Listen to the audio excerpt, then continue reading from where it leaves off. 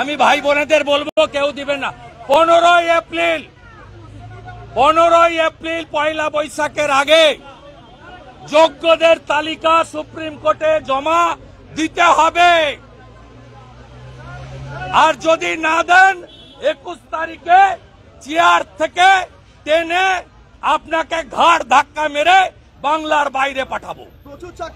বিরোধী দলনেতা শুভেন্দু অধিকারীর একটা বক্তব্য দেখিয়ে পর্বটা শুরু করলাম। আসলে পশ্চিমবঙ্গের বুকে মাৎসন্যায় চলছে, এটা আমরা দেখতে পাচ্ছি। কিন্তু এই যে 26,000 চাকরি বাতিল নিয়ে এত অরাজকতা পরিস্থিতি সৃষ্টি হয়ে গিয়েছে, এর থেকেও সুনামির পরিস্থিতির জন্য প্রস্তুত থাকুন। তার কারণ এই 26,000 চাকরি কিছুই নয়, আরো বড় ঘটনা ঘটতে চলেছে। আজকে আপনাদের সামনে বলবো, আপনারা চমকে যাবেন। সেই তথ্য আমাদের হাতে এসে পৌঁছেছে। তবে কি কথা জানেন, যে আগামী 15 এপ্রিল নবান্ন অভিযানের ডাক দেওয়া হয়েছে। সেই অভিযানে মমতা বন্দ্যোপাধ্যায়কে নাড়িয়ে দেওয়ার ডাক দেওয়া হয়েছে। অতীতে একাধিকবার ডাক দেওয়া হলেও সেই অর্থে মমতা বন্দ্যোপাধ্যায়কে নাড়ানো যায়নি। তার ভিত মমতা বন্দ্যোপাধ্যায়, ব্যক্তি মমতা বন্দ্যোপাধ্যায়ের কথা বলছি না, প্রশাসনের।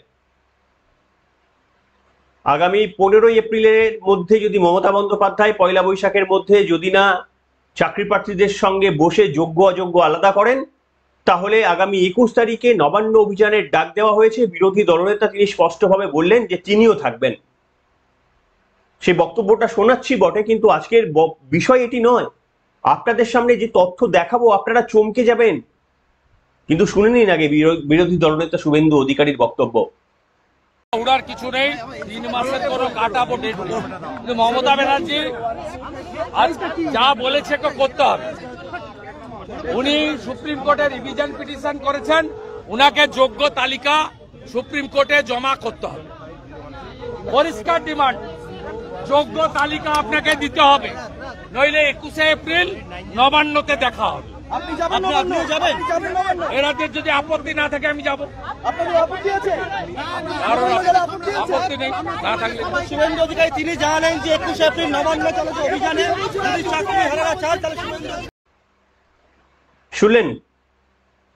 নমস্কার, welcome to simple as ABC. আপনাদের সকলকে স্বাগত জানিয়ে আজকে অত্যন্ত এবং চাঞ্চল্যকর কিছু গুরুত্বপূর্ণ তথ্য আপনাদের সামনে দেব। দেখুন, আপনারা একটা খবর দেখায়, আপনারা দেখুন। প্রাথমিকে 32,000 চাকরি বাতিলের মামলা শুনল না হাইকোর্টের ডিভিশন বেঞ্চ, সরে দাঁড়ালেন বিচারপতি সেন। এই কথাটা বলবো, কিন্তু তার আগে দয়া করে আমার 1-2টি বক্তব্য শুনে নিন। দেখুন, এই যে 26,000 চাকরি যে বাতিল হলো না, এর পরবর্তী মমতা বন্দ্যোপাধ্যায়ের প্রশাসনের আরো বড় বড় ধাক্কা আসতে চলেছে। কিন্তু সেগুলো কেউ ডেট বলতে পারবে না, কেউ টাইম বলতে পারবে না। যে কোনো মুহূর্তে, যে কোনো দিন, এমনকি বছরও লাগতে পারে। গণৎকার আমরা কেউ নই। কিন্তু এটা কোনো ধাক্কাই নয়, এর থেকে বড় বড় ধাক্কা মমতা বন্দ্যোপাধ্যায় তৈরি করে রেখে দিয়েছেন। তবে কি জানেন, কোনো ধাক্কা হবে না যদি 26-এ মমতা বন্দ্যোপাধ্যায় আবার ফিরে আসেন। কেন? মমতা বন্দ্যোপাধ্যায়কে পশ্চিমবঙ্গের মানুষ 26-এই বুঝিয়ে দেবেন যে দেখুন, আমাদের দুর্নীতি সহ্য করার ক্ষমতা আপনার দুর্নীতি করার ক্ষমতার থেকেও অনেক প্রশস্ত। আমরা অনেক বেশি দুর্নীতি সহ্য করতে শিখে গিয়েছি।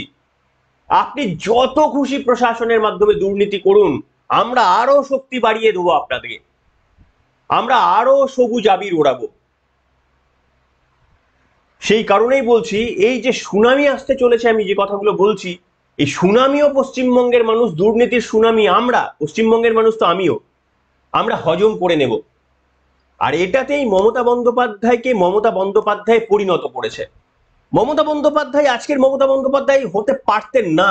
পশ্চিমবঙ্গের মানুষ, আমি আপনি যদি এরকম না হতাম, মমতা বন্দ্যোপাধ্যায়কে যদি আমরা আয়না দেখাতে পারতাম, আয়না দেখানোর কাজটা আমি করে আসছি, অনেক ইউটিউবারের চ্যানেল করে আসছে, সংবাদ মাধ্যম কিছু কিছু স্পেসিফিক সংবাদ মাধ্যম করছে।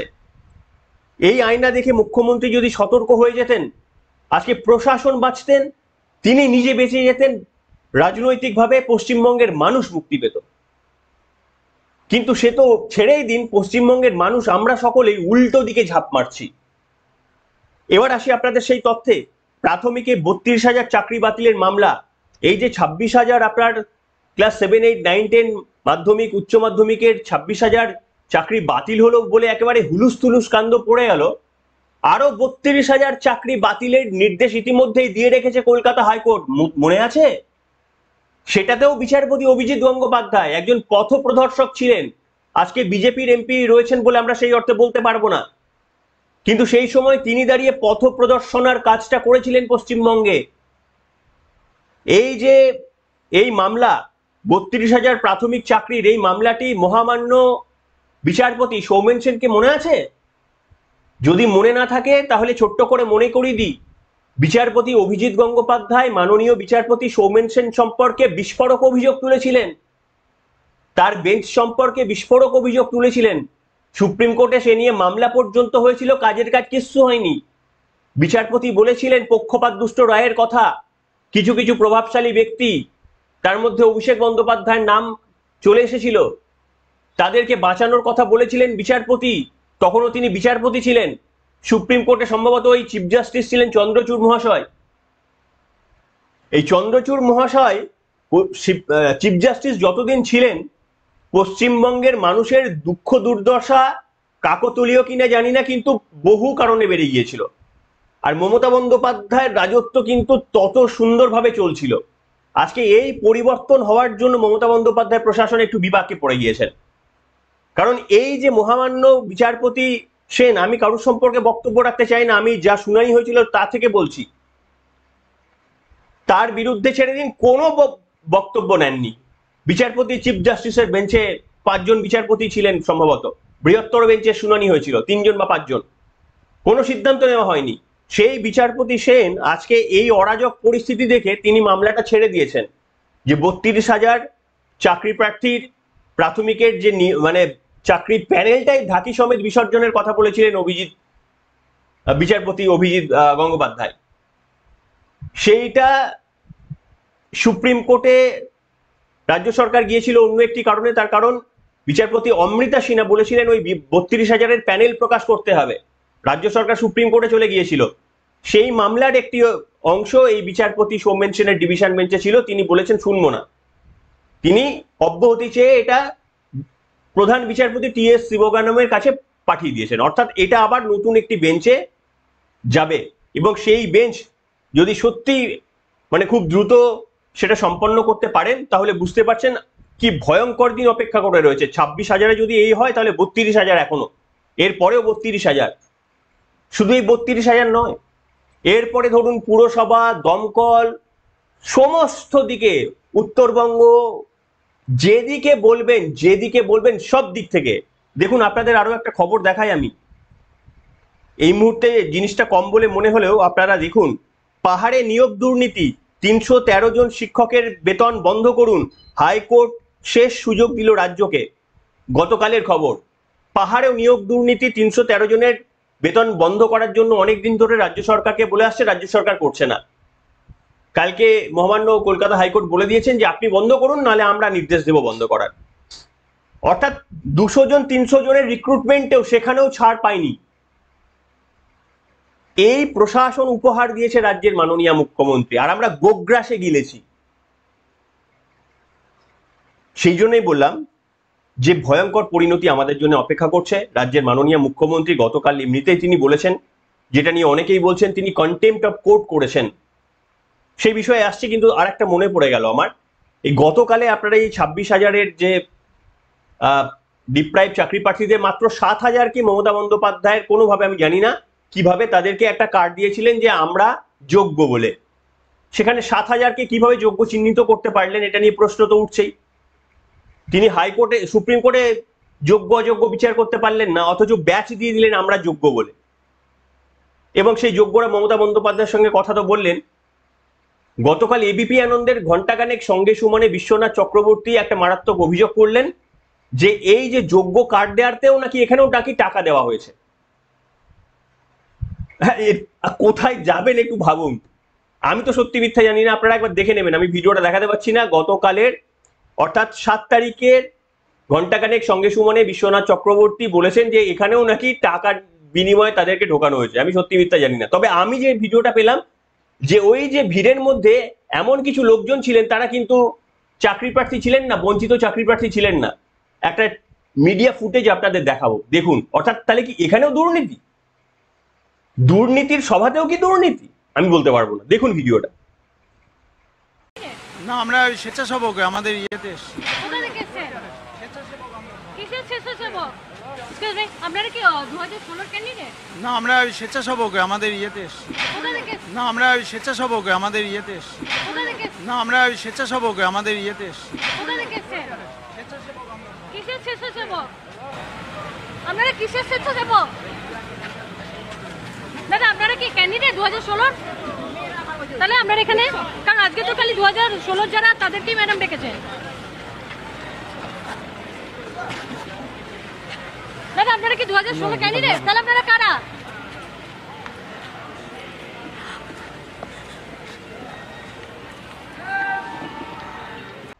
দেখলেন বন্ধুরা, তারা বঞ্চিত চাকরি প্রার্থী নন।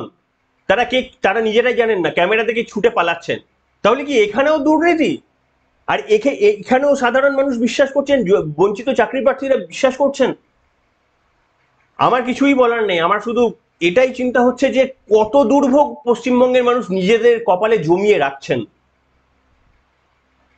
আরে একটু তো রাস্তা রাখুন, জীবনটাকে বাঁচানোর জন্য একটু তো রাস্তা রাখুন। সব দরজা তো বন্ধ করে দেবেন না, একটা অন্তত দরজা খোলা রাখুন। আরে নিজের হাতে সব কটা দরজা যদি বন্ধ করে দেন, তাহলে এরপরে কোথায় বেরোবো আমরা? একটা তো দরজা খোলা রাখুন। কোথাও তো গিয়ে একটু সম্বিত ফিরে পান, নিজেকে একবার নাড়ান। এইভাবে সকলে নিজেকে একবার এরকম করে নাড়ান, কিংবা চিমটি কাটুন। এই স্বপ্নের মধ্যে বাসছি নাকি আমরা? এই এত কিছু হচ্ছে, তারপরেও আমরা এইরকম। আমি আপনাদের দেখাবো মুখ্যমন্ত্রীর একটা বক্তব্য নিয়ে ইতিমধ্যে কিন্তু শোরগোল শুরু হয়ে গিয়েছে। অনেক বক্তব্য নিয়ে হয়েছে। তিনি প্রথম কথা বলেছেন যে তোমরা আবার কাজে ফিরে যাও। তোমাদেরকে কেউ বারণ করেছে কাজে যেতে? তোমাদেরকে কেউ নোটিশ দিয়েছে যে তোমরা রিজাইন করো? দেখুন, সুপ্রিম কোর্টের রায়ে বলা হয়েছে যে 26,000 চাকরি পুরো বাতিল, পুরো প্যানেল বাতিল। মমতা বন্দ্যোপাধ্যায় বলছেন যে তোমাদেরকে কেউ ইয়ে করেছে, তোমরা যাও। শুধু তাই নয়, বলেছে 2 মাস কষ্ট করলে 20 বছর আর কষ্ট করতে হবে না। এমনকি বলেছেন তোমাদের সার্ভিস রুলে পর্যন্ত ব্রেক হবে না। আপনি ভাবুন, চাকরি বাতিল হয়ে যাচ্ছে অথচ সার্ভিস রুলে ব্রেক হবে না। তাহলে কি এটা মমতা বন্দ্যোপাধ্যায় সুপ্রিম কোর্টের রায়কেও মানলেন? অনেকে বলছেন কন্টেম্প্ট অফ কোর্ট। আমি বলতে পারবো না, আমি আইনজ্ঞ নই। কিন্তু মুখ্যমন্ত্রীর ওই বক্তব্যটা তো আপনাকে শোনাতে পারবো। যদি আপনাদের মধ্যে কেউ আইনজীবী হয়ে থাকেন, আপনারা ব্যাখ্যা করতে পারেন। শুনুন। আপনাদের তো কেউ চাকরি টার্মিনেট করেনি এখনো পর্যন্ত, করেছে কি? কোনো নোটিশ পেয়েছেন? আপনার বিরুদ্ধে দুর্নীতি না যদি প্রমাণ করতে পারে, তো কি আপনাকে কেউ যেতে বারণ করেছে? যান না, আপনি আপনার কাজ করুন না। আপনার কাজ কে বারণ করেছে? আপনারা বাচ্চাদের শিক্ষা দেবেন না? আপনারা বাচ্চাদের পড়াবেন না? আপনারা স্কুলগুলোতে ক্লাস করবেন না? হ্যাঁ, যোগ্যরা ফিরে পায় মর্যাদার সাথে, সম্মানের সাথে। আমরা প্রথমে ক্ল্যারিটি চাইব। যদি ক্ল্যারিটি সুপ্রিম কোর্ট ক্লিয়ার করে দেয়, আমরা সকলে গ্রেটফুল থাকব। আর যদি না করে, তখন আমাদের রাস্তা থেকেই আমরা রাস্তা বের করে নিয়ে আপনাদের পাশে দাঁড়াবো, যাতে আপনাদের কোনো অসুবিধে না হয়।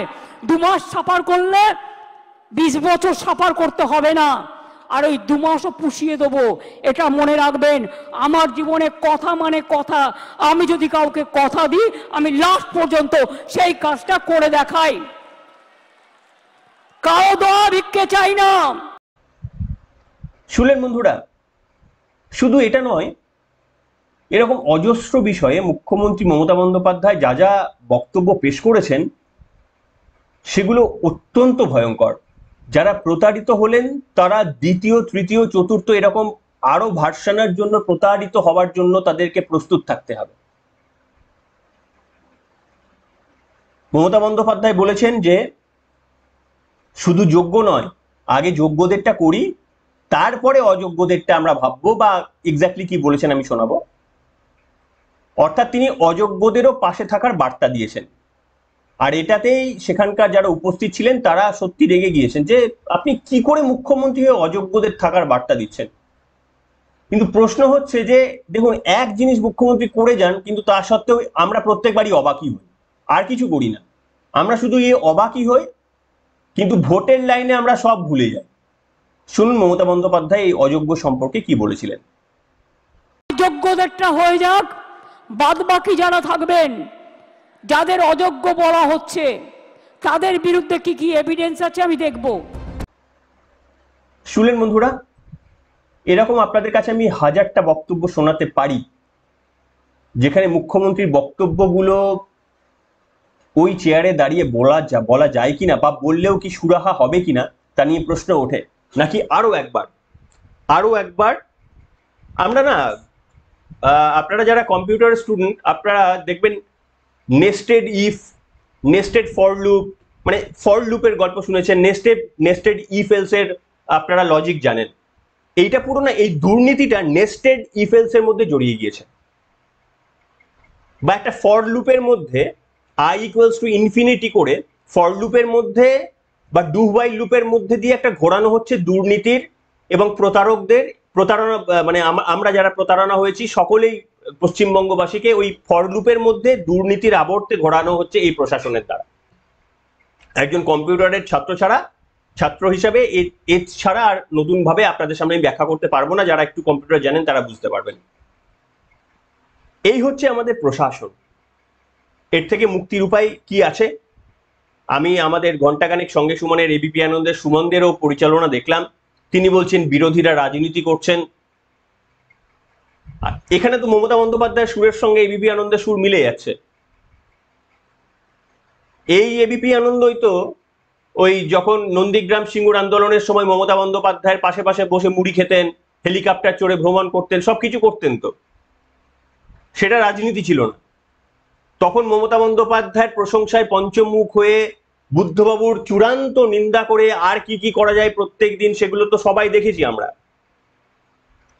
আর আজকে এত দুর্নীতি, বুদ্ধবাবু কি আর মমতা বন্দ্যোপাধ্যায় কি এক গোত্রে বসাতে পারা যায়? ওই দুজনেই মাননীয় সম্মানীয় মুখ্যমন্ত্রী, কিন্তু দুজনকেই কি একই গোত্রে বসানো যায়? সেই বুদ্ধবাবুকে এবিপি আনন্দের পর্দায় কি করা হয়েছিল একটু আর্কাইভ খুঁজে দেখে নেবেন। এই সুমন বাবু অত্যন্ত যোগ্য একজন সাংবাদিক, মানে আমরা নখের যোগ্য নই। আমি এমনিও ওনার মানে আমার ডিপার্টমেন্ট আলাদা, আমি সাংবাদিক নই, আমি অ্যামেচার জার্নালিস্ট বলতে পারি নিজেকে, আমি প্রফেশনাল জার্নালিস্ট নই। কিন্তু তা সত্ত্বেও সুমন বাবুর ভূমিকা নিশ্চিতভাবে সব দিক থেকে প্রশংসা সূচক, এ আমি বলতে পারবো না। তিনি অত্যন্ত যোগ্য, অত্যন্ত বুদ্ধি ধরেন, তিনি অত্যন্ত তীক্ষ্ণ বুদ্ধি ধরেন। কিন্তু কোথাও গিয়ে আবার দেখুন, পক্ষপাত একটা আলাদা ব্যাপার। আমি মমতা বন্দ্যোপাধ্যায়ের এই প্রশাসনের চুরি দুর্নীতিটাকে বোঝানোর জন্য আমাকে কোনো একটা দলের চুরি দুর্নীতিকে আমাকে টানতেই হবে। আমি রাজ্যে আজকে 26,000 চাকরি বাতিল হয়ে গিয়েছে, আমি কোনো তুলনা ছাড়া বলতে পারবো না যে এইটা অন্যায় করেছে প্রশাসন, আমি কোনো তুলনা করব না। আমি সিপিএম এর ত্রিপুরাতে তুলনা করব না, আমি বিজেপির ব্যাপনের তুলনা করব না, আমি কোনো রাজ্যের সমাজবাদী পার্টি অন্য কোথাও তুলনা করব না। আমি শুধু পশ্চিমবঙ্গের 26,000 চাকরি প্রার্থীদের নিয়ে কথা বলতে গিয়ে বলবো, এই সময়ের জন্য মমতা বন্দ্যোপাধ্যায় প্রশাসন পশ্চিমবঙ্গের মানুষের সঙ্গে প্রতারণা করেছেন। এইটা ঘণ্টাখানেক সঙ্গে সুমনবাবু বলতে পারেন না। তো এই ধরনের সাংবাদিকতার জন্যই তো আজকে এই পশ্চিমবঙ্গের মানুষের এই পরিণাম। তারা যদি সঠিকভাবে সঠিক কাজটা করতেন না, তাহলে নিশ্চিতভাবে মানুষ অনেক দিন আগেই মমতা বন্দ্যোপাধ্যায়কে আয়না দেখাতেন। কিন্তু এই সমস্ত পপুলার চ্যানেলগুলো তারা ওই ব্যালেন্সের খেলা, একেও একটু বলবো, বাকিদের না বললে হবে না। দেখুন, কেউ একটা বাজে করেছে মনে আপনাকে আরো 4টে লোক কি কি বাজে করেছে বলতে হবে। আপনার ধরুন আপনার বাড়ির ছেলে পরীক্ষায় অকৃতকার্য হয়েছে, আপনি এবার খুঁজবেন রাম অকৃতকার্য হয়েছে ও বাড়ির, ওই শেখপাড়ার শ্যামল অকৃতকার্য হয়েছে, এ পাড়ার বিমল অকৃতকার্য হয়েছে, আপনি 10টা তুলনা দেবেন? আরে এবারের পরীক্ষায় আপনার ছেলে অকৃতকার্য হয়েছে, আপনি সেই তথ্য খুঁজুন, আপনি সেই কারণ খুঁজুন। 1998 সালে ওর ছেলে পাস করতে পারেনি, 1993 সালে এর ছেলে না পাস করতে পেরে এই বলেছে। এটা সাংবাদিকতা, তাহলে তো এর কোনো উত্তর হবে না। তাহলে তো প্রত্যেকটা দল কোথাও না কোথাও কিছু না কিছু রাজনৈতিক ভুল ভ্রান্তি করছে। তাহলে তো সুমন বাবুর কথা অনুসারে, ওনাদের পরিচালনা অনুসারে, তাহলে ভুল মমতা বন্দ্যোপাধ্যায়ের কথাই তো প্রতিষ্ঠিত হচ্ছে, রাইট টু মেক ব্লান্ডার। এটাই তো মমতা বন্দ্যোপাধ্যায় বলছেন, যেটা সুমন বাবুরা বলেন। তাহলে তো রাইট টু মেক ব্লান্ডার সেটা প্রতিষ্ঠিত হয়ে যাচ্ছে। আরে যখন হাতরাসের ঘটনা হচ্ছে তখন বিজেপিকে তুলোধনা করুন সুমন বাবু, কেন পশ্চিমবঙ্গের সঙ্গে তখন তুলনা করছেন? তখন শুধু বিজেপির সমালোচনা করুন। হাতরাস করেছে বলেও আপনাকে সঙ্গে সঙ্গে পশ্চিমবঙ্গ থেকে কোথায় একটা তুলনা নিয়ে বলতে হবে। সব সময় একটা ব্যালেন্সের চেষ্টা। আরে ব্যালেন্সের চেষ্টার মাধ্যমে কোনোদিন কি আপনি কোনো মানুষকে সজাগ করতে পারবেন? পশ্চিমবঙ্গের এই দুর্নীতিটাকে শুধুমাত্র একটা দুর্নীতি, পশ্চিমবঙ্গের আইসোলেটেড দুর্নীতি হিসেবে দেখবেন না, এর সঙ্গে বিহারের দুর্নীতি জড়িত আছে। যাই হোক, একটা তুলনা টেনে জিনিসটাকে লঘু করে দেখে দেওয়া, আর এই লঘু করতে করতে করতেই তো পশ্চিমবঙ্গের মানুষ এই বিষবৃক্ষের চারাটা এত বড় করে ফেলেছে নিজেদের অজান্তেই। আর এই বিষবৃক্ষটা আজকে ফল দিচ্ছে, ফলে ফুলে ভরে গিয়েছে। খান সবাই একটা করে, খেতেই হবে। যারা খেয়েছেন তারা এই মুহূর্তে ভুগছেন, আর যারা খায়নি সবার মধ্যে এই ফল খেতে হবে, এমন দিন আসছে। বললাম 34,000-এর চাকরি যাচ্ছে, এরপরে ওবিসি কোটা, এরপরে ডিএ মামলা, এরকম সকলে আপনাদের সিদ্ধান্ত কি করবেন। কিন্তু আমি এটাই বলবো, স্বচ্ছ প্রশাসনের সঙ্গে থাকুন। আগে নো ভোট টু তৃণমূল আগে আমরা বলি, তারপরে অন্য কেউ কে আসবে মানুষ ডিসাইড করুন, নোটাতে ভোট দিয়ে দিন। কিন্তু এটা প্রতিষ্ঠা পেয়ে গেছে, একটা প্রশাসনের নেতৃত্বে দুর্নীতি হয়েছে। সেই প্রশাসনকে যারা সমর্থন করছেন তারা নিজেদের আয়নার সামনে দাঁড়িয়ে কি বলবেন? এনিওয়ে, লিখে জানান আপনাদের মন্তব্য। এখনকার মতো এখানেই।